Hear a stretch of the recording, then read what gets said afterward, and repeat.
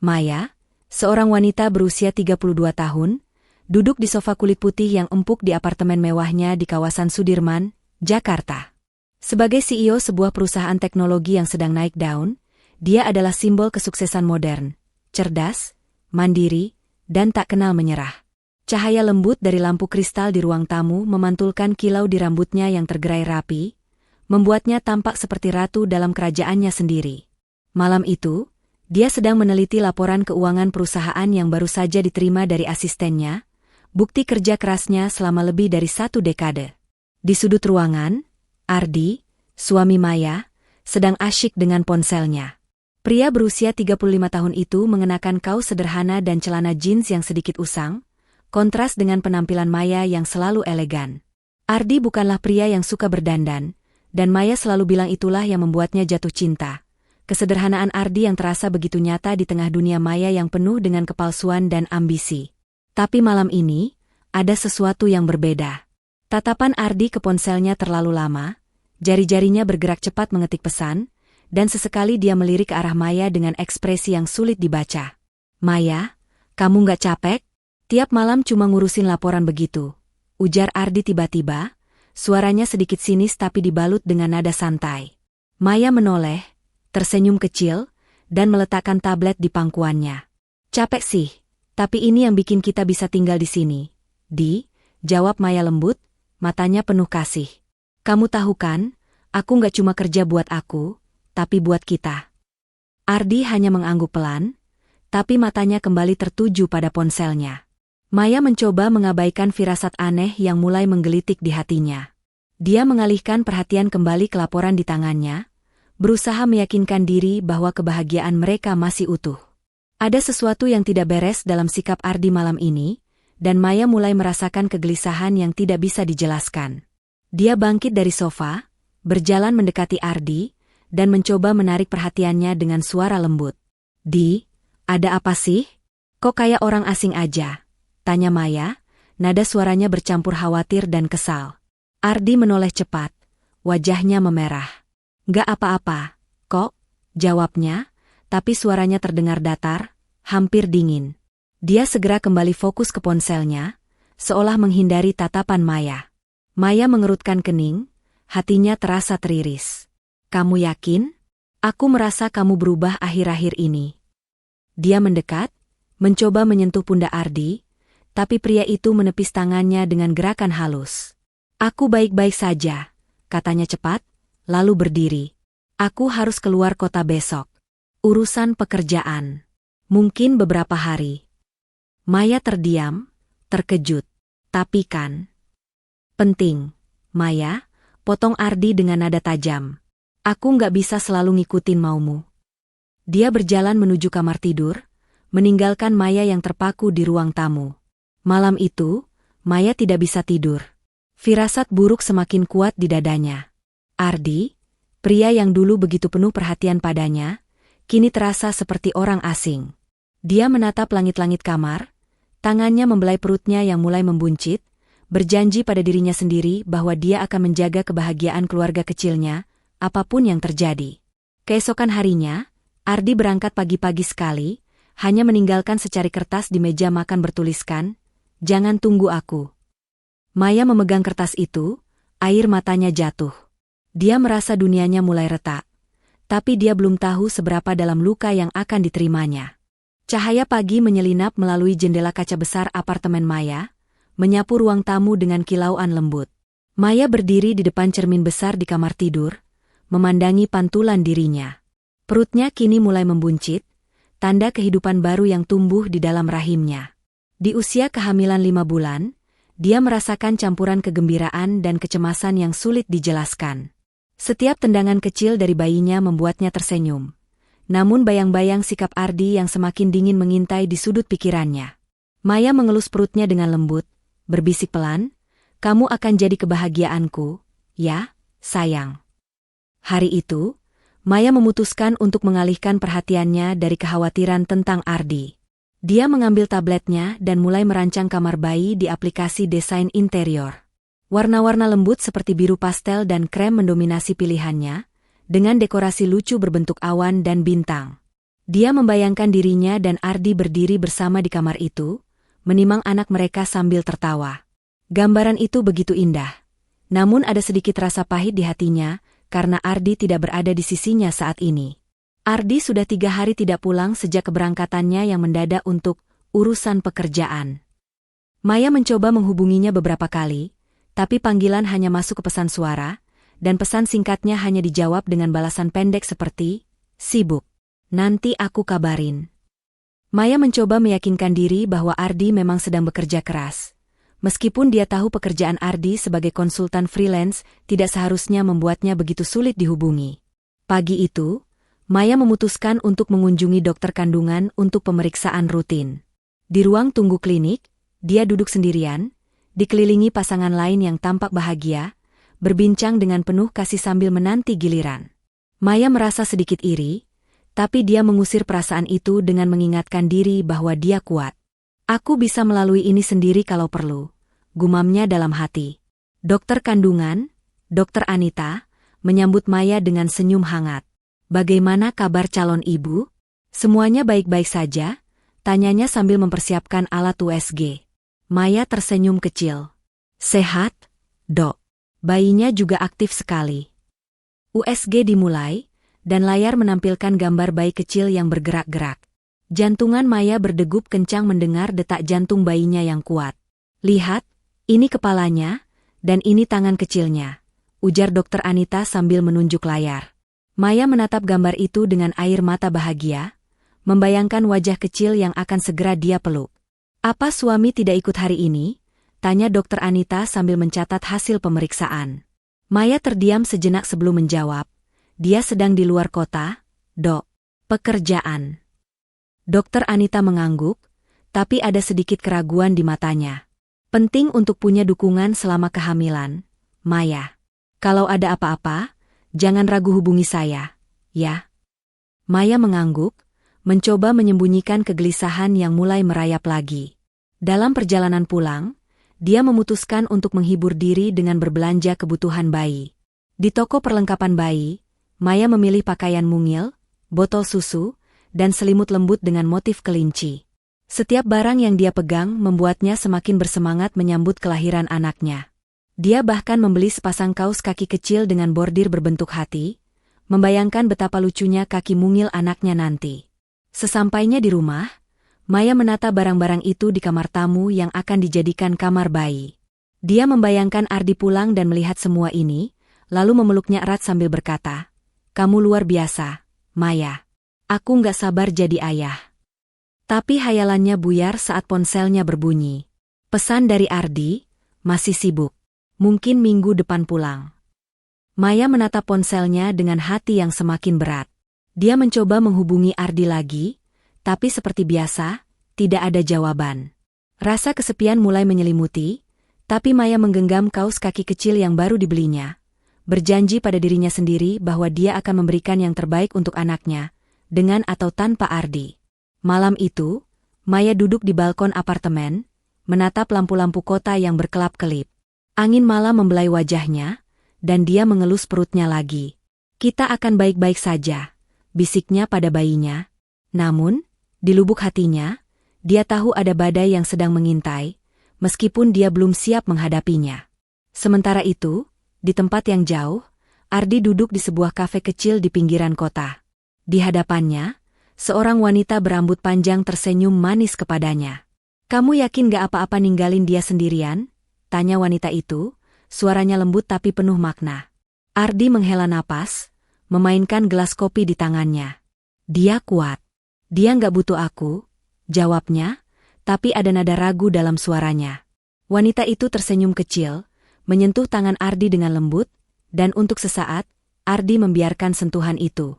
Di apartemen, Maya menyalakan lampu kecil di samping tempat tidurnya.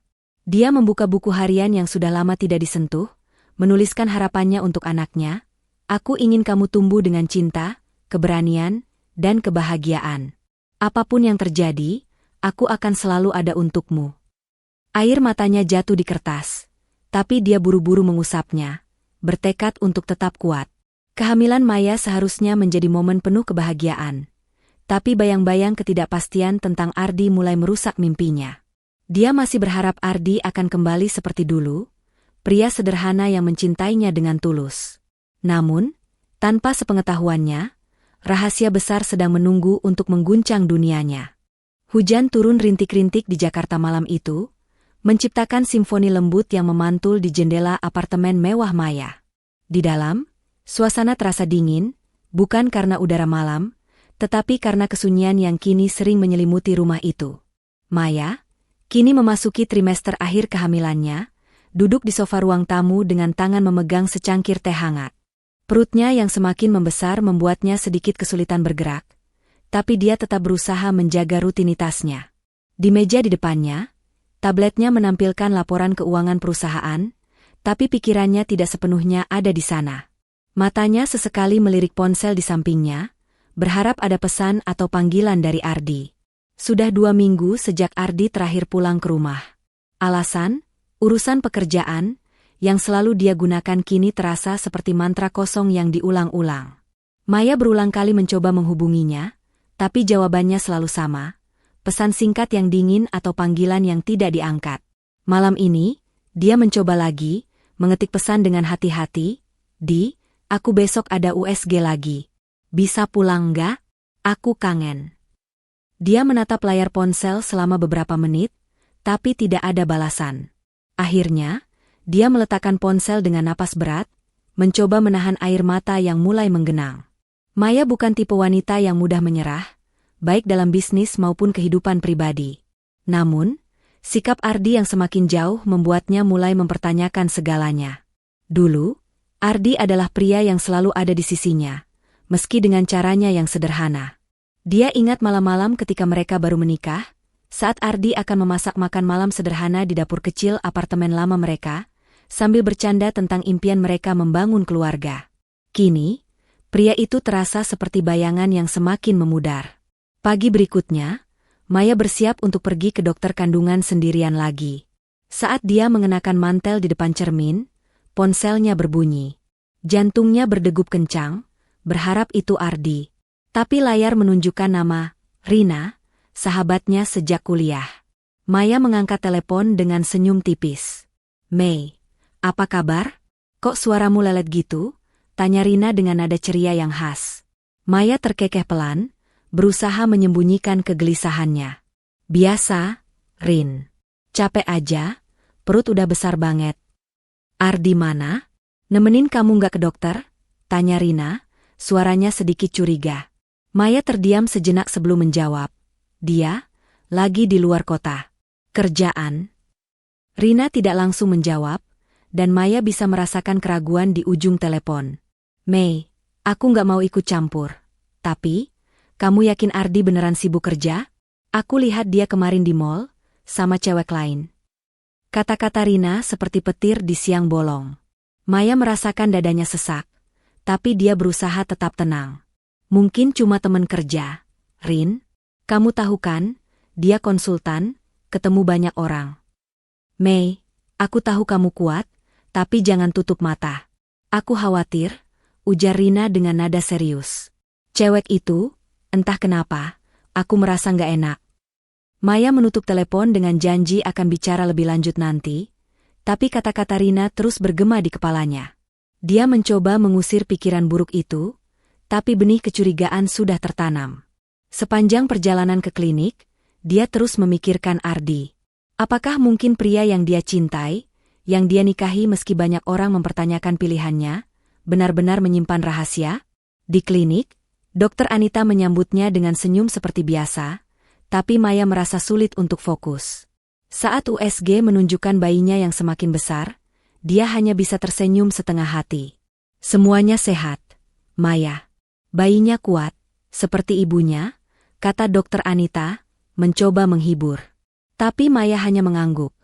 Pikirannya terpecah antara kebahagiaan melihat anaknya dan kekhawatiran tentang Ardi. Malam itu, saat Maya sedang menyiapkan makan malam, ponsel Ardi akhirnya berbunyi. Maya buru-buru mengangkat, hatinya penuh harap. Kamu di mana? Aku kangen," katanya dengan suara lembut, berusaha menahan emosi. "Aku masih di Bandung, Mei. Kerjaan belum selesai, jawab Ardi, suaranya terdengar tergesa. Di latar belakang, Maya mendengar suara wanita yang samar, seperti tawa kecil. Jantungnya seperti terhenti. Itu suara siapa? Tanya Maya, suaranya mulai bergetar. Ardi terdiam sejenak sebelum menjawab. Oh, itu cuma teman kerja. Kami lagi meeting di kafe. Maya ingin percaya, tapi ada nada dalam suara Ardi yang terasa asing. Kapan kamu pulang? Tanyanya, mencoba tetap tenang. Mungkin lusa. Aku coba cepet. Ya, jawab Ardi, lalu buru-buru menutup telepon. Maya menatap ponselnya dengan tangan gemetar. Dia mencoba meyakinkan diri bahwa Ardi tidak akan mengkhianatinya, bahwa semua ini hanya paranoia karena kehamilannya membuatnya lebih sensitif. Tapi firasat buruk itu semakin kuat, seperti awan gelap yang menggantung di atas kepalanya. Beberapa hari kemudian, Maya memutuskan untuk memeriksa rekening bank bersama mereka, sesuatu yang selama ini dia serahkan pada Ardi karena kepercayaannya. Dia terkejut melihat beberapa transaksi besar yang tidak bisa dijelaskan, penarikan tunai dan pembayaran ke akun yang tidak dikenalnya.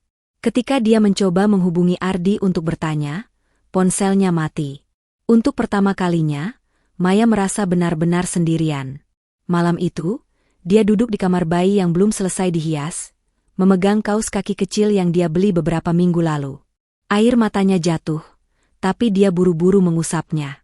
Aku nggak akan menyerah, bisiknya pada dirinya sendiri. Demi kamu, anakku, aku akan tetap kuat. Namun, di lubuk hatinya, Maya tahu bahwa kebenaran yang pahit sedang menunggu untuk terungkap. Setiap panggilan yang tidak dijawab, setiap alasan yang tidak masuk akal, adalah tanda-tanda bahwa dunianya yang selama ini dia bangun dengan susah payah mulai runtuh. Dan meski dia berusaha mempertahankan harapan, ada bagian dari dirinya yang mulai bersiap menghadapi badai yang akan datang. Hujan deras mengguyur Jakarta malam itu, seolah langit ikut menangis bersama Maya. Di kamar tidurnya, Maya terbangun dengan rasa sakit yang tajam di perutnya. Napasnya tersengal, keringat dingin membasahi dahinya. Dia memegang perutnya yang sudah sangat membesar, merasakan kontraksi yang semakin kuat.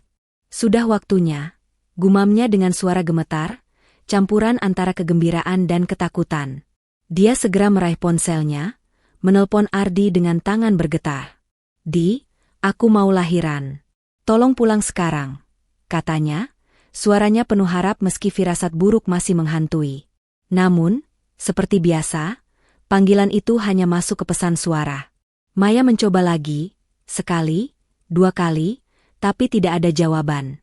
Dia menggigit bibir, menahan air mata, lalu mengetik pesan singkat. Aku masuk rumah sakit. Aku butuh kamu. Tidak ada balasan. Rasa sakit di perutnya semakin menjadi, dan Maya tahu dia tidak bisa menunggu lebih lama. Dengan susah payah, dia menghubungi Rina, sahabatnya, yang langsung berjanji akan segera datang. Rina tiba dalam waktu singkat, wajahnya penuh kekhawatiran saat melihat Maya meringis kesakitan di sofa. Mei, tenang, aku bawa kamu ke rumah sakit sekarang, ujar Rina sambil membantu Maya berdiri. Dalam perjalanan ke rumah sakit, Maya mencengkeram tangan Rina erat-erat, berusaha mengalihkan pikirannya dari rasa sakit dan kekecewaan terhadap Ardi. Kenapa dia nggak ada? Rin, bisik Maya, suaranya parau. Aku cuma pengen dia di sini. Rina menggenggam tangan Maya, matanya penuh empati. Kamu nggak sendiri, Mei. Aku di sini. Kita lewati ini bareng, ya? Maya mengangguk lemah, tapi hatinya terasa hancur.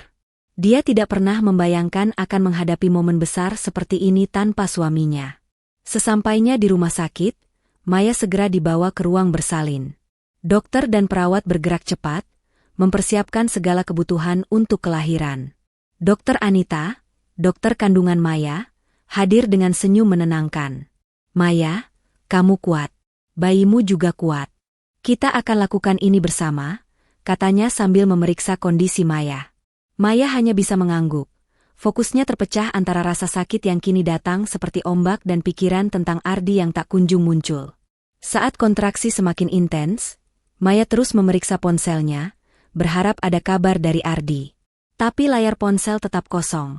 Tidak ada pesan, tidak ada panggilan. Rina, yang setia berada di sisinya, mencoba menghibur dengan cerita-cerita ringan, tapi Maya bisa melihat kekhawatiran di mata sahabatnya. "Rin, coba telepon Ardi lagi, please," pinta Maya di sela-sela napasnya yang tersengal. Rina mengangguk, mengambil ponselnya, dan mencoba menghubungi Ardi. Setelah beberapa kali mencoba, akhirnya Ardi mengangkat. "Di, kamu di mana?" "Maya lagi lahiran. Dia butuh kamu," seru Rina, suaranya penuh emosi. Di ujung telepon, suara Ardi terdengar tergesa. Aku nggak bisa datang sekarang, Rin. Aku lagi di luar kota, urusan penting. Bilang ke Maya aku minta maaf." Lalu, telepon ditutup begitu saja. Rina menatap ponsel dengan wajah merah padam, marah bercampur tidak percaya. Dia kembali ke sisi Maya, berusaha menyembunyikan kemarahannya. "Dia bilang dia nggak bisa datang, Mei. Katanya urusan kerja," ujar Rina dengan hati-hati, tapi nada suaranya tidak bisa menyembunyikan kekecewaan. Maya menutup mata, air matanya mengalir pelan. "Kerja? Lagi-lagi kerja?" katanya dengan suara serak. Rasa sakit fisik dari kontraksi bercampur dengan luka di hatinya. Dia merasa dikhianati, ditinggalkan di saat dia paling membutuhkan Ardi. Tapi di tengah kepedihan itu, dia mendengar suara kecil di dalam dirinya. "Kamu harus kuat, Maya. Demi anakmu." Proses persalinan berlangsung selama beberapa jam. Maya, dengan segala kekuatannya, berjuang melalui rasa sakit yang tak tertahankan. Rina tidak pernah meninggalkan sisinya, menggenggam tangannya erat, mengucapkan kata-kata penyemangat. "Kamu bisa, Mei. Bayimu udah deket," ujar Rina, suaranya penuh semangat meski matanya berkaca-kaca. Akhirnya, setelah perjuangan yang terasa seperti selamanya, tangisan bayi memecah keheningan ruang bersalin. Dokter Anita tersenyum lebar. "Selamat, Maya. Anak laki-laki yang sehat," katanya sambil mengangkat bayi kecil itu, yang kini menangis keras dengan wajah merah mungil. Maya menangis, bukan lagi karena sakit atau kekecewaan, tapi karena kebahagiaan yang meluap. Ketika perawat meletakkan bayinya di dada, Maya memandang wajah kecil itu dengan cinta yang tak terucapkan. "Kamu di sini, kamu akhirnya di sini," bisiknya, air mata mengalir di pipinya. Bayi itu, dengan mata kecil yang baru terbuka, seolah menatapnya kembali, dan untuk sesaat, semua luka di hati Maya terasa lenyap. Namun, di tengah kebahagiaan itu, pikiran tentang Ardi kembali menyelinap.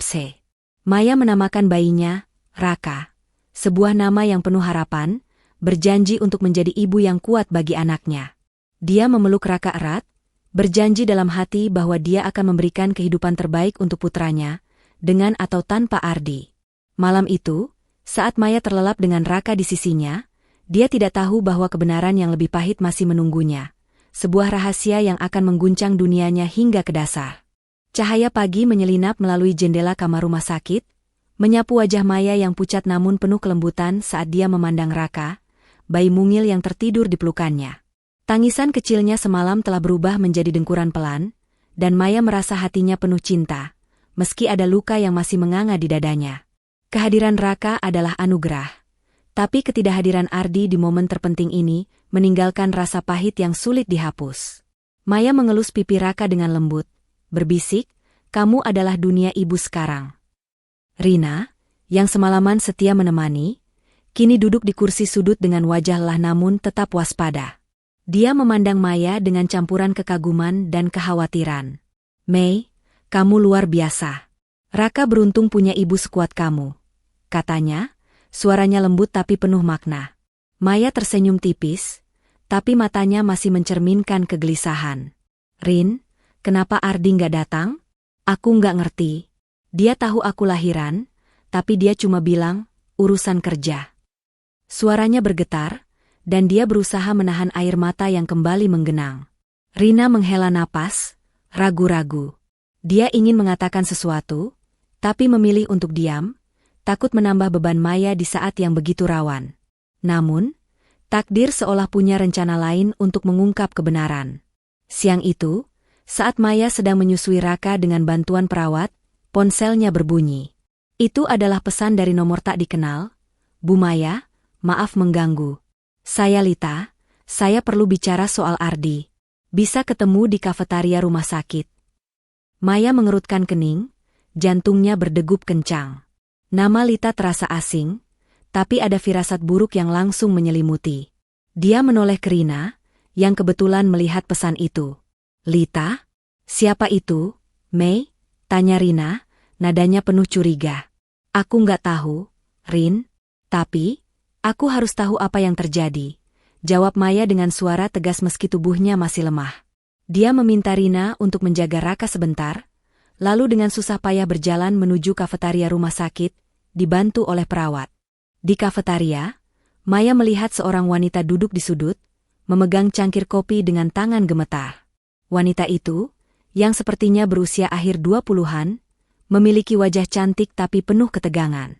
Maya mendekat, dan wanita itu langsung berdiri, matanya memancarkan rasa bersalah. Bu Maya? Saya Lita, katanya dengan suara pelan.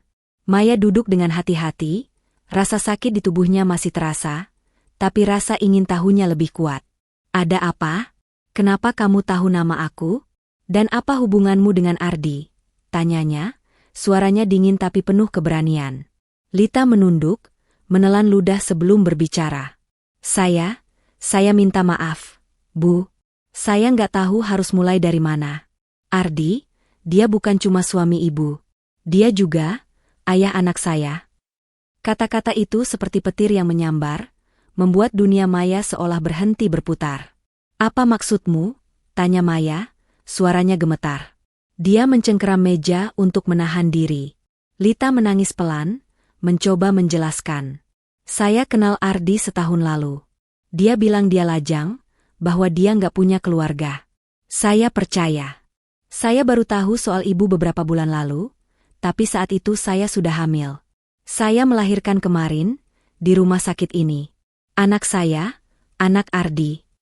Maya merasa napasnya tersendat. Dia menutup mata, mencoba memproses informasi yang terlalu berat untuk diterima. Jadi, Ardi ada di sini? Di rumah sakit ini? Tanyanya, suaranya hampir tak terdengar. Lita mengangguk pelan. Dia nemenin saya semalam. Dia bilang dia nggak bisa ninggalin saya karena saya sendirian. Saya nggak tahu ibu juga lahiran di sini sampai tadi pagi. Maya merasa dunianya runtuh. Ardi, pria yang dia cintai, yang dia percayai, tidak hanya mengkhianatinya, tapi juga memilih berada di sisi wanita lain saat dia berjuang melahirkan anak mereka. Rasa sakit fisik dari persalinan terasa tidak seberapa dibandingkan luka di hatinya saat ini. Dia menatap Lita dengan mata berkaca-kaca, tapi ada kekuatan dalam dirinya yang mulai bangkit. Di mana dia sekarang? Tanya Maya, suaranya kini lebih tegas. Lita menunjuk ke arah koridor menuju ruang rawat inap. Dia di kamar saya, di lantai 3. Tanpa kata-kata lagi, Maya berdiri, mengabaikan rasa sakit di tubuhnya. Dia berjalan dengan langkah gemetar menuju lift, didampingi perawat yang khawatir. Rina, yang buru-buru menyusul setelah mendengar penjelasan singkat dari Maya, mencoba menahannya. Mei, kamu baru lahiran. Jangan paksa diri. Serunya, tapi Maya hanya menggeleng. Aku harus lihat sendiri, Rin. Aku harus tahu, jawab Maya, matanya penuh tekad. Di lantai 3, Maya mendorong pintu kamar rawat yang ditunjuk Lita. Di dalam, dia melihat pemandangan yang menghancurkan hatinya. Ardi duduk di samping ranjang, memegang tangan Lita yang terlihat lemah, sementara bayi kecil terbaring di boks di sampingnya. Ardi menoleh, dan wajahnya memucat saat melihat Maya berdiri di ambang pintu. Maya, katanya, suaranya penuh kepanikan.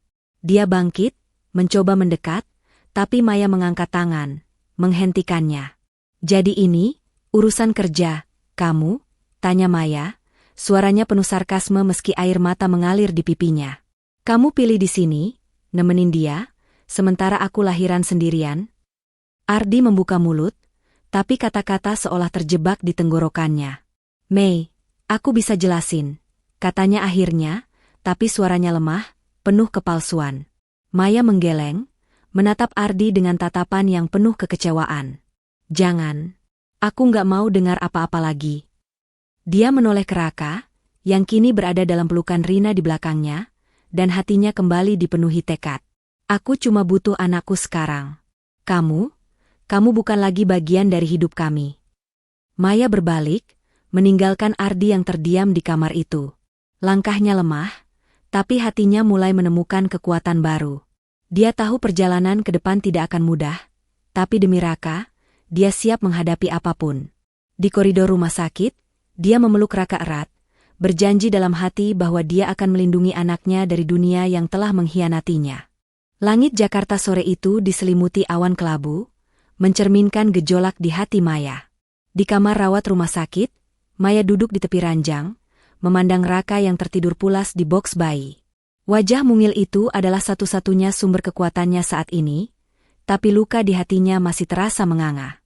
Pengkhianatan Ardi, yang baru saja terungkap di depan matanya, seperti pisau yang terus menusuk. Namun, di tengah rasa sakit itu, ada api kemarahan yang mulai menyala. Kemarahan yang memberinya tekad untuk tidak membiarkan Ardi menghancurkan hidupnya lebih jauh. Rina, yang masih setia menemani, duduk di samping Maya dengan wajah penuh kekhawatiran. "Mei, kamu harus istirahat. Tubuhmu masih lemah," ujarnya lembut, tangannya menyentuh bahu Maya. Tapi Maya hanya menggeleng, matanya penuh tekad. "Aku nggak bisa diam, Rin. Aku harus selesaikan ini sekarang," jawab Maya, suaranya rendah tapi tegas. Dia tahu, jika dia tidak menghadapi Ardi sekarang, rasa sakit ini akan terus menggerogoti dirinya. Dengan hati-hati, dia bangkit dari ranjang, mengabaikan rasa nyeri di tubuhnya yang baru saja melahirkan. "Rin, tolong jaga Raka sebentar. Aku harus bicara sama Ardi." Rina ingin protes, tapi melihat kilatan di mata Maya. "Sistem, Maya, aku tahu kamu marah, tapi kamu baru melahirkan. Ini bukan saatnya untuk konfrontasi," kata Rina, suaranya penuh kekhawatiran. "Biar aku yang hadapi dia." Maya menggeleng keras. "Tidak, Rin. Ini urusanku. Aku harus dengar sendiri dari mulutnya." Dia menatap Raka, mengelus pipinya sekali lagi, lalu berjalan keluar kamar dengan langkah pelan tapi penuh tekad. Perawat mencoba membantunya, tapi Maya menolak dengan sopan. "Aku bisa sendiri," katanya, meski tubuhnya terasa lemah. Di koridor rumah sakit, Maya menuju kamar Lita di lantai 3, tempat dia terakhir melihat Ardi. Jantungnya berdegup kencang, tapi bukan lagi karena takut. Kali ini, itu adalah kemarahan yang membakar. Dia mendorong pintu kamar dengan tangan gemetar, dan di sana Ardi berdiri, sendirian, di dekat jendela. Lita dan bayinya tidak terlihat, mungkin sedang diperiksa oleh dokter. Ardi menoleh, wajahnya memucat saat melihat Maya. "Mei, kamu kenapa di sini? Kamu harus istirahat," katanya, suaranya penuh kepanikan. Dia melangkah mendekat, tapi Maya mengangkat tangan, menghentikannya. "Jangan dekat-dekat," katanya, suaranya dingin seperti es. "Aku cuma mau tahu satu hal, Ardi. Kenapa? Kenapa kamu bisa setega ini sama aku? Sama anak kita?" Ardi menunduk, menghindari tatapan Maya. "Mei, ini nggak seperti yang kamu pikir," mulainya, suaranya lemah. "Lita, dia cuma teman. Dia hamil, dan aku nggak bisa ninggalin dia sendirian." Maya tertawa pahit, air mata mengalir di pipinya, tapi dia tidak lagi terlihat rapuh. "Teman? Ardi, aku lihat kamu pegang tangannya. Dia bilang itu anakmu. Kamu masih berani bohong di depan mataku." Suaranya meninggi, penuh emosi yang selama ini dia pendam. Ardi mencoba mendekat lagi, tangannya terulur. "Mei, dengar aku. Aku nggak bermaksud nyakitin kamu. Aku cuma bingung. Kamu selalu sibuk, selalu sukses, dan aku nggak tahu tempatku di mana di hidupmu." Kata-kata itu seperti tamparan. Maya menatapnya dengan tak percaya. "Jadi ini salahku? Karena aku kerja keras buat kita? Buat rumah ini? Buat masa depan anak kita?" Dia menunjuk ke arah luar, ke arah dunia yang dia bangun dengan keringatnya. "Aku kasih kamu segalanya, Ardi, dan kamu balas dengan pengkhianatan." Ardi terdiam, wajahnya penuh penyesalan, tapi Maya tidak melihat ketulusan di matanya. "Aku minta maaf, Mei. Aku salah. Tapi aku janji, aku akan perbaiki ini. Kita bisa mulai lagi." "Tidak, potong Maya, suaranya menggelegar meski tubuhnya lemah. Kamu pikir aku akan memaafkan ini? Kamu ninggalin aku lahiran sendirian demi wanita lain. Anakmu yang lain. Air matanya mengalir deras, tapi dia mengusapnya dengan kasar. Aku nggak akan kasih kamu kesempatan lagi, Ardi. Ardi terduduk di kursi, wajahnya terkubur di tangannya.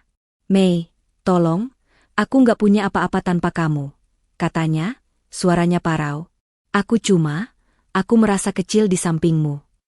Maya menatapnya, dan untuk pertama kalinya, dia melihat Ardi apa adanya. Bukan pria sederhana yang dia cintai, tapi seseorang yang lemah, yang memilih mengkhianati daripada menghadapi ketidakmampuannya sendiri. Itu bukan alasan, Ardi, katanya dingin. Kamu yang memilih jalan ini. Sekarang, tanggung akibatnya. Dia berbalik, meninggalkan Ardi yang terdiam di kamar itu. Di koridor, dia bersandar ke dinding, napasnya tersengal. Rasa sakit di tubuh dan hatinya terasa tak tertahankan. Tapi dia menolak menyerah. Dia kembali ke kamarnya, di mana Rina dan Raka menunggu. Melihat wajah mungil anaknya, Maya merasakan kekuatan baru mengalir dalam dirinya. Dia nggak layak buat kamu, Mei, ujar Rina, memeluknya erat. Kamu lebih baik dari ini. Maya mengangguk, memeluk Raka yang mulai menggeliat. Aku tahu, Rin. Aku cuma perlu waktu, tapi aku nggak akan biarin dia hancurin hidupku. Dia menatap keluar jendela, ke langit yang mulai cerah. Aku akan lindungi Raka, dan aku akan bangun lagi. Di dalam hatinya, Maya mulai merancang langkah berikutnya. Dia tahu perjuangan ini belum selesai, tapi dia bukan lagi wanita yang akan membiarkan dirinya diinjak-injak. Ardi telah mengkhianatinya, tapi dia tidak akan membiarkan pengkhianatan itu mendefinisikan masa depannya. Dengan Raka di sisinya, Maya bersumpah untuk menjadi lebih kuat dari sebelumnya. Langit Jakarta pagi itu cerah, sinar matahari menyelinap melalui jendela kamar rumah sakit, menyapa Maya yang sedang menggendong Raka dengan penuh kasih. Bayi kecil itu menggeliat, matanya yang bening menatap wajah ibunya seolah memahami beban yang dipikulnya. Maya tersenyum lembut, meski hatinya masih terasa perih setelah konfrontasi dengan Ardi kemarin. Pengkhianatan suaminya seperti luka yang masih berdarah, tapi kehadiran Raka memberinya alasan untuk terus melangkah. Kamu adalah kekuatanku, sayang, bisiknya, mencium kening Raka dengan penuh cinta. Rina, yang baru saja kembali dari kafetaria dengan membawa secangkir kopi untuk Maya, duduk di samping ranjang. Mei, kamu yakin mau pulang hari ini? Dokter bilang kamu boleh istirahat 1 hari lagi, ujarnya, wajahnya penuh kekhawatiran. Maya menggeleng pelan. Aku nggak mau tinggal di sini lebih lama, Rin. Aku harus mulai lagi, untuk Raka. Suaranya tegas, meski ada sedikit getar yang mencerminkan emosi yang masih bergolak. Aku nggak bisa terus-terusan larut dalam sakit hati. Rina mengangguk, mengagumi keteguhan sahabatnya. Kamu luar biasa, Mei. Tapi, apa rencanamu dengan Ardi? Dia masih suamimu, secara hukum. Kata-kata itu membuat Maya terdiam. Dia tahu Rina benar, Ardi masih memiliki hak atas hidupnya, setidaknya secara legal. Tapi setelah apa yang dia lihat dan dengar, dia tidak bisa membayangkan membiarkan Ardi tetap menjadi bagian dari masa depannya. Aku akan urus itu, Rin. Aku nggak akan biarin dia ambil apapun dari aku atau Raka. Jawabnya, matanya penuh tekad. Setelah keluar dari rumah sakit, Maya kembali ke apartemen mewahnya di Sudirman. Begitu memasuki rumah, aroma familiar tempat itu terasa berbeda. Dingin, sepi, dan penuh kenangan yang kini terasa seperti dusta. Dia meletakkan Raka di boks bayi yang sudah disiapkan di kamar tamu, lalu duduk di sofa, menatap ruang tamu yang dulu penuh tawa bersama Ardi. Kini, ruangan itu hanya mengingatkannya pada pengkhianatan.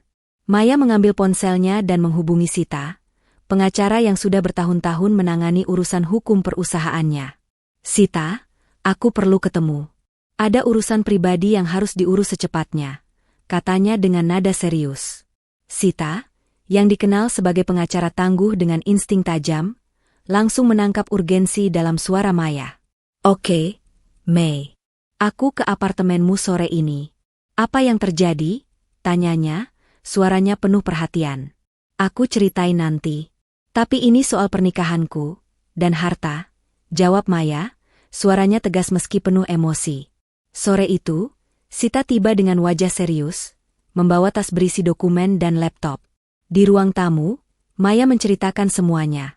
Pengkhianatan Ardi, kehadiran Lita, dan anak Ardi yang lain. Sita mendengarkan dengan penuh perhatian, sesekali mencatat. Ketika Maya selesai, Sita menghela napas panjang. Maya, ini situasi yang rumit, tapi kamu beruntung. Dari apa yang kamu ceritain, semua aset yang kalian miliki, apartemen ini, tabungan, investasi, berasal dari kerja kerasmu dan perusahaanmu. Ardi tidak punya kontribusi finansial yang signifikan, kan? Maya mengangguk. Dia cuma konsultan freelance. Sita.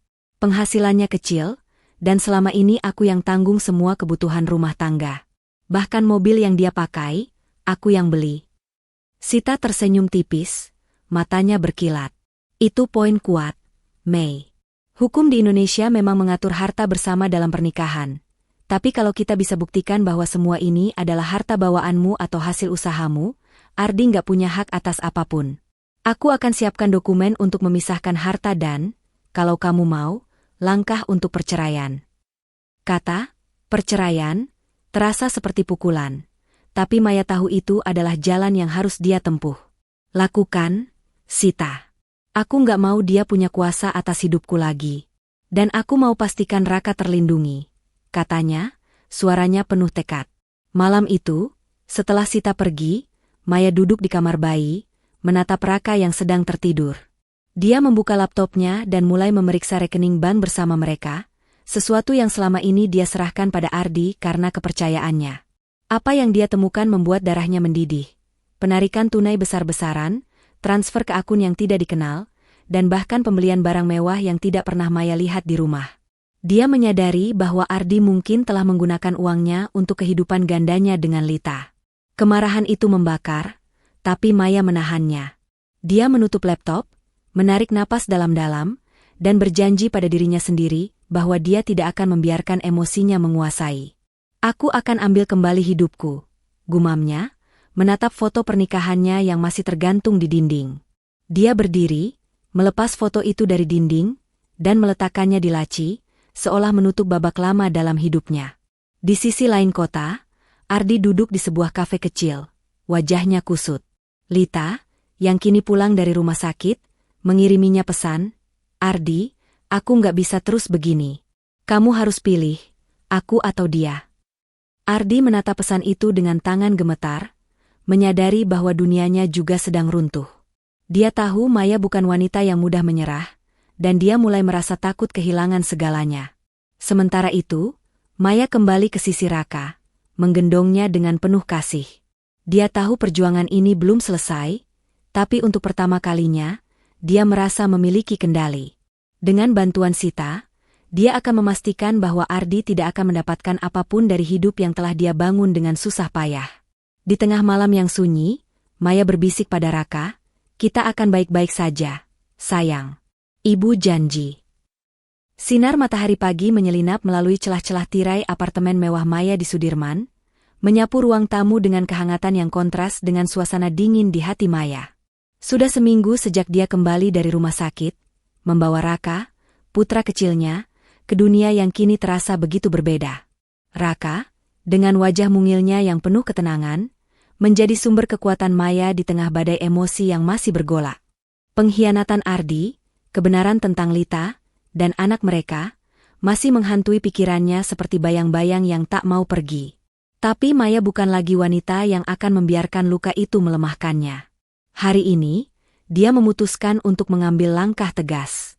Pagi itu, Maya duduk di meja makan, menyeruput kopi hitam sambil menatap dokumen-dokumen yang telah disiapkan Sita, pengacaranya. Kertas-kertas itu berisi rincian aset yang dimilikinya. Apartemen, tabungan, saham perusahaan, dan bahkan mobil yang selama ini dipakai Ardi. Semuanya, seperti yang dikonfirmasi Sita, adalah hasil kerja keras Maya, bukan Ardi. Sita juga telah menyiapkan surat perjanjian pemisahan harta dan dokumen awal untuk proses perceraian. Maya menelusuri setiap halaman dengan mata tajam, hatinya dipenuhi tekad. Dia nggak akan dapat apa-apa, gumamnya, jari-jarinya mencengkeram pena dengan erat. Tiba-tiba, bunyi bel pintu memecah keheningan. Maya mengerutkan kening, tidak mengharapkan tamu pagi ini. Dia berjalan ke pintu, mengintip melalui lubang kunci, dan jantungnya seperti terhenti. Ardi berdiri di sana, wajahnya kusut, pakaiannya sedikit acak-acakan, jauh dari pria yang dulu dia kenal. Maya menarik napas dalam-dalam, mengumpulkan keberanian, lalu membuka pintu. "Mei," Ardi memulai, suaranya penuh keraguan. Dia melangkah masuk tanpa diminta, tapi Maya mengangkat tangan, menghentikannya di ambang pintu. "Jangan masuk, Ardi," katanya dingin. "Kamu nggak punya hak lagi di rumah ini." Ardi terkejut, matanya melebar. "Mei, please, dengar aku dulu. Aku tahu aku salah, tapi aku mau perbaiki semuanya. Aku nggak bisa hidup tanpa kamu." Suaranya bergetar, tapi Maya bisa melihat kepalsuan di balik kata-katanya. Maya tertawa pahit, menggelengkan kepala. "Perbaiki? Ardi, kamu pikir aku bodoh? Kamu tinggalkan aku lahiran sendirian demi wanita lain. Kamu punya anak lain di luar sana. Dan sekarang kamu berani datang ke sini, minta maaf seolah semua bisa dilupain begitu saja." Suaranya meninggi, penuh kemarahan yang selama ini dia pendam. Ardi menunduk, tangannya memainkan ujung jaketnya. "Aku tahu aku salah, Mei. Tapi Lita, dia nggak seperti kamu. Dia nggak punya apa-apa. Aku cuma kasihan." "Cukup," potong Maya, suaranya seperti petir. "Kamu pikir aku akan percaya alasan itu? Kamu pakai uangku, uang yang aku kerja keras buat, untuk hidup sama dia. Aku tahu semua transaksi itu, Ardi. Aku tahu kamu beliin dia barang-barang mewah, sementara aku di sini berjuang sendiri." Ardi membuka mulut, tapi tidak ada kata-kata yang keluar. Dia tahu dia tidak punya pembelaan. Maya melangkah ke meja makan, mengambil map berisi dokumen dari Sita, dan melemparkannya ke arah Ardi. "Ini surat pemisahan harta. Semua yang ada di sini, rumah, mobil, tabungan, adalah milikku. Kamu nggak punya hak atas apapun. Dan ini," dia mengeluarkan surat lain, "adalah pemberitahuan bahwa aku akan ajukan cerai." Wajah Ardi memucat. "Mei, kamu nggak serius, kan? Kita punya anak, Mei. Kita bisa mulai lagi demi Raka." Dia mencoba mendekat, tapi Maya mundur, matanya penuh kebencian. "Jangan bawa-bawa Raka," bentak Maya. "Kamu bukan ayah yang layak buat dia. Kamu ninggalin dia sebelum dia lahir. Sekarang, keluar dari rumah ini, Ardi. Aku nggak mau lihat kamu lagi." Ardi terdiam, matanya berkaca-kaca, tapi Maya tidak lagi peduli. Dia membuka pintu lebar-lebar, menunjuk keluar. "Pergi. Sekarang." Ardi mencoba memohon sekali lagi. "Mei, tolong, aku nggak punya apa-apa. Aku nggak tahu mau kemana." Suaranya penuh keputusasaan, tapi Maya tidak bergeming. "Itu bukan urusanku lagi," jawabnya dingin. "Kamu pilih jalan ini, Ardi. Sekarang tanggung akibatnya."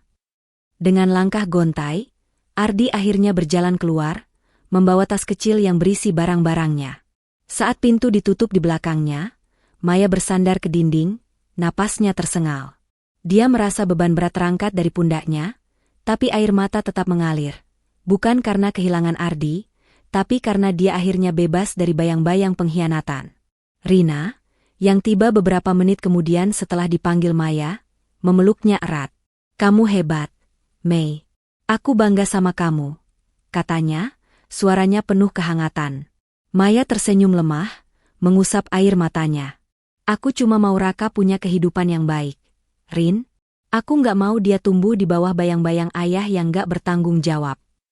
Malam itu, Maya duduk di kamar bayi, menggendong Raka yang sedang tertidur.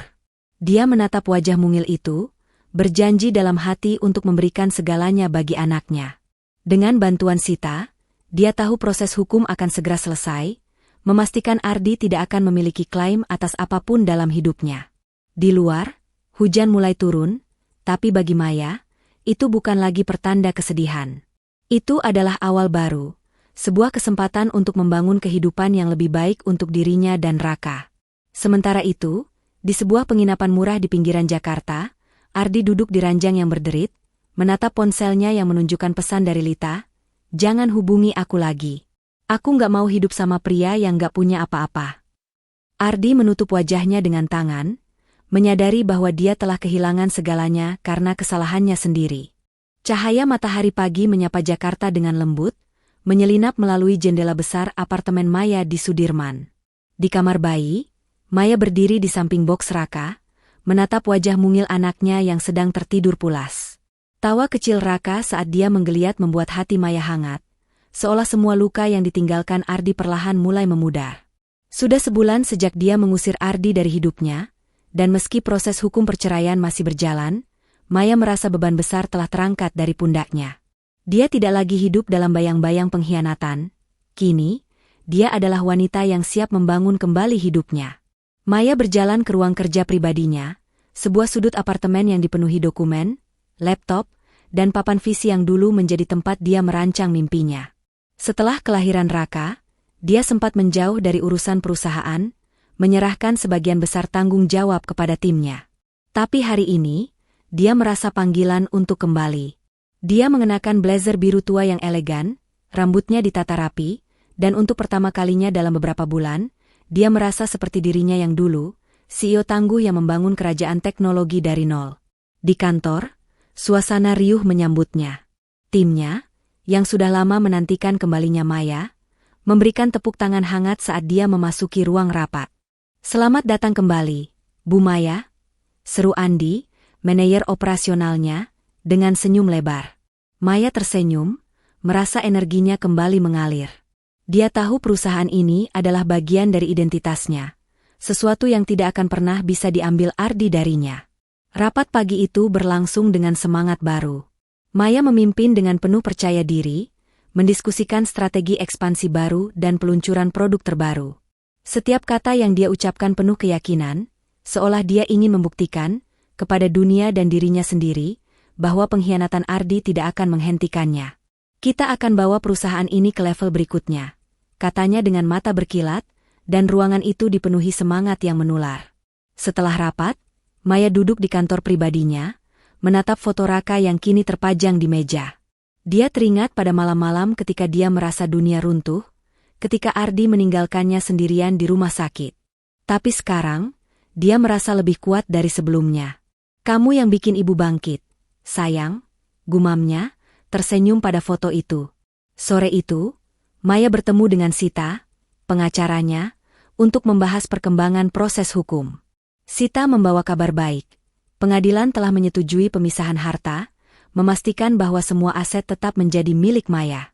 "Ardi tidak punya dasar hukum untuk klaim apapun," ujar Sita dengan senyum puas. "Dan proses perceraian sudah di tahap akhir. Dalam beberapa minggu, kamu akan resmi bebas, Mei." Maya menghela napas lega, meski ada sedikit rasa pahit di hatinya. Dia tidak pernah membayangkan pernikahannya akan berakhir seperti ini, tapi dia tahu ini adalah jalan terbaik. "Terima kasih, Sita. Aku cuma mau Raka punya masa depan yang aman," katanya, suaranya penuh kelegaan. Di rumah, Maya menghabiskan malam bersama Raka, bermain dengan mainan kecil yang mengeluarkan bunyi gemerincing. Tawa Raka memenuhi ruangan, dan untuk pertama kalinya dalam waktu lama, Maya merasa kedamaian sejati. Dia tidak lagi mencari validasi dari orang lain, tidak dari Ardi, tidak dari siapapun. Kekuatannya datang dari dalam dirinya, dan dari cinta tak terbatas untuk anaknya. Sementara itu, di sisi lain kota, Ardi hidup dalam keputusasaan.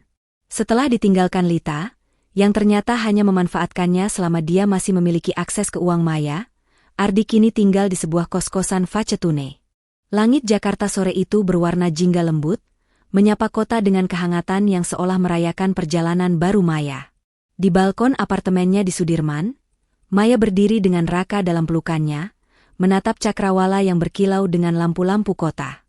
Raka, kini berusia 3 bulan, menggenggam jari ibunya dengan tangan mungilnya, matanya yang bening penuh rasa ingin tahu. Maya tersenyum, hatinya dipenuhi kedamaian yang sudah lama tidak dirasakannya. Pengkhianatan Ardi, Luka yang dulu terasa seperti akan menghancurkan dunianya, kini hanyalah kenangan pahit yang telah dia tinggalkan. Hari ini adalah hari istimewa. Pagi tadi, Sita, pengacara Maya, mengirimkan kabar bahwa proses perceraiannya telah selesai. Maya resmi bebas dari Ardi, dan semua aset yang dia perjuangkan tetap menjadi miliknya. Surat-surat itu terasa seperti penutup dari babak kelam dalam hidupnya, dan Maya merasa seperti burung yang akhirnya lepas dari sangkar. Dia menatap Raka, berbisik, "Sekarang cuma kita berdua, sayang. Tapi ibu janji, kamu akan punya hidup yang penuh cinta." Di ruang tamu, meja makan kini dipenuhi dokumen-dokumen baru, bukan lagi surat hukum, tapi rencana ekspansi perusahaan yang sedang Maya garap. Setelah kembali ke dunia bisnis, Maya membawa perusahaan teknologinya ke puncak baru. Produk terbaru mereka, sebuah aplikasi yang membantu UMKM mengelola keuangan, mendapat sambutan luar biasa di pasar. Media memuji Maya sebagai wanita inspiratif tahun ini, tapi bagi Maya, penghargaan terbesar adalah melihat Raka tersenyum setiap hari. Rina, sahabat setia Maya, sering datang berkunjung, membawa tawa dan kehangatan. Sore ini, dia duduk di sofa, menggoda Raka dengan mainan berbentuk kelinci. "Mei, lihat nih, Raka udah mulai cekikikan. Kayaknya dia bakal jadi penutup hati semua orang." "Deh," canda Rina, membuat Maya tertawa lepas. "Dia udah curi hati ibu sejak hari pertama," jawab Maya, mencium kening Raka. Dia menatap Rina, matanya penuh rasa syukur. "Rin, terima kasih ya. Kalau nggak ada kamu, aku nggak tahu bisa lewatin semua ini." Rina menggeleng, tersenyum hangat. "Kamu yang kuat, Mei. Aku cuma cheerleader. Kamu yang lawan semua badai itu sendiri." Maya mengangguk, tahu bahwa perjuangannya memang tidak mudah. Dia masih ingat malam-malam ketika air mata menjadi temannya, ketika dia mempertanyakan nilai dirinya setelah pengkhianatan Ardi. Tapi setiap kali dia merasa jatuh, wajah Raka dan dukungan dari orang-orang seperti Rina dan timnya mengingatkannya untuk bangkit. Dia belajar satu hal penting. Kebahagiaan sejati tidak datang dari orang lain, tapi dari kekuatan dalam dirinya sendiri. Di sisi lain kota, Ardi hidup dalam bayang-bayang keputusasaannya sendiri. Setelah ditinggalkan Lita, yang ternyata hanya memanfaatkannya demi uang, Ardi kini bekerja sebagai karyawan biasa di sebuah perusahaan kecil. Kos-kosan sederhana yang dia tempati jauh dari kemewahan apartemen Maya, dan setiap malam, dia dihantui penyesalan. Dia pernah mencoba menghubungi Maya, mengirim pesan memohon maaf, tapi Maya tidak pernah membalas. Dia tahu pintu itu telah tertutup selamanya. Malam itu, Maya mengadakan makan malam kecil di apartemennya, mengundang Rina dan beberapa rekan kerja terdekat. Meja dipenuhi hidangan sederhana tapi hangat, soto ayam, nasi goreng, dan es kelapa muda yang menjadi favorit Maya. Tawa dan cerita mengalir, dan untuk pertama kalinya, Maya merasa rumahnya kembali hidup. Raka, yang digendong bergiliran oleh tamu-tamu, menjadi pusat perhatian dengan senyumnya yang menggemaskan. Setelah tamu-tamu pulang, Maya duduk di kamar bayi, menimang Raka yang mulai mengantuk. Dia membuka buku harian yang dulu menjadi tempat dia mencurahkan hati. Di halaman baru, dia menulis, "Hari ini, aku belajar bahwa cinta sejati adalah yang kita berikan pada diri sendiri dan orang-orang yang benar-benar berarti. Raka, kamu adalah anugerahku. Bersamamu, ibu siap menaklukkan dunia." Dia menutup buku itu, menatap Raka dengan penuh harapan. Pengkhianatan Ardi telah mengajarkannya untuk tidak lagi mempercayai seseorang begitu saja, tapi juga membuatnya menemukan kekuatan yang tidak pernah dia tahu dia miliki. Dia bukan lagi Maya yang bergantung pada cinta seorang pria. Dia adalah Maya, ibu tunggal yang tangguh, pengusaha sukses, dan wanita yang telah menemukan kedamaian dalam kemandiriannya. Di luar, bintang-bintang berkelap-kelip di langit Jakarta, seolah merayakan perjalanan Maya. Dia memeluk Raka erat, tersenyum menatap masa depan. "Kita akan baik-baik saja," bisiknya, dan kali ini, dia benar-benar yakin. Hidup baru telah dimulai, penuh harapan, keberanian, dan cinta yang tak pernah pudar. Langit Jakarta sore itu berwarna jingga lembut, menyapa kota dengan kehangatan yang seolah merayakan perjalanan baru Maya. Di balkon apartemennya di Sudirman, Maya berdiri dengan Raka dalam pelukannya, menatap cakrawala yang berkilau dengan lampu-lampu kota. Raka, kini berusia 3 bulan, menggenggam jari ibunya dengan tangan mungilnya, matanya yang bening penuh rasa ingin tahu. Maya tersenyum, hatinya dipenuhi kedamaian yang sudah lama tidak dirasakannya. Pengkhianatan Ardi, luka yang dulu terasa seperti akan menghancurkan dunianya, kini hanyalah kenangan pahit yang telah dia tinggalkan. Hari ini adalah hari istimewa. Pagi tadi, Sita, pengacara Maya, mengirimkan kabar bahwa proses perceraiannya telah selesai. Maya resmi bebas dari Ardi, dan semua aset yang dia perjuangkan tetap menjadi miliknya. Surat-surat itu terasa seperti penutup dari babak kelam dalam hidupnya, dan Maya merasa seperti burung yang akhirnya lepas dari sangkar. Dia menatap Raka, berbisik, "Sekarang cuma kita berdua, sayang. Tapi ibu janji, kamu akan punya hidup yang penuh cinta." Di ruang tamu, meja makan kini dipenuhi dokumen-dokumen baru, bukan lagi surat hukum, tapi rencana ekspansi perusahaan yang sedang Maya garap. Setelah kembali ke dunia bisnis, Maya membawa perusahaan teknologinya ke puncak baru. Produk terbaru mereka, sebuah aplikasi yang membantu UMKM mengelola keuangan, mendapat sambutan luar biasa di pasar. Media memuji Maya sebagai wanita inspiratif tahun ini, tapi bagi Maya, penghargaan terbesar adalah melihat Raka tersenyum setiap hari. Rina, sahabat setia Maya, sering datang berkunjung, membawa tawa dan kehangatan. Sore ini, dia duduk di sofa, menggoda Raka dengan mainan berbentuk kelinci. "Mei, lihat nih, Raka udah mulai cekikikan. Kayaknya dia bakal jadi penutup hati semua orang." "Deh," canda Rina, membuat Maya tertawa lepas. "Dia udah curi hati ibu sejak hari pertama," jawab Maya, mencium kening Raka. Dia menatap Rina, matanya penuh rasa syukur. "Rin, terima kasih ya. Kalau nggak ada kamu, aku nggak tahu bisa lewatin semua ini." Rina menggeleng, tersenyum hangat. "Kamu yang kuat, Mei. Aku cuma cheerleader. Kamu yang lawan semua badai itu sendiri." Maya mengangguk, tahu bahwa perjuangannya memang tidak mudah. Dia masih ingat malam-malam ketika air mata menjadi temannya, ketika dia mempertanyakan nilai dirinya setelah pengkhianatan Ardi. Tapi setiap kali dia merasa jatuh, wajah Raka dan dukungan dari orang-orang seperti Rina dan timnya mengingatkannya untuk bangkit. Dia belajar satu hal penting. Kebahagiaan sejati tidak datang dari orang lain, tapi dari kekuatan dalam dirinya sendiri. Di sisi lain kota, Ardi hidup dalam bayang-bayang keputusasaan-nya sendiri. Setelah ditinggalkan Lita, yang ternyata hanya memanfaatkannya demi uang, Ardi kini bekerja sebagai karyawan biasa di sebuah perusahaan kecil. Kos-kosan sederhana yang dia tempati jauh dari kemewahan apartemen Maya, dan setiap malam, dia dihantui penyesalan.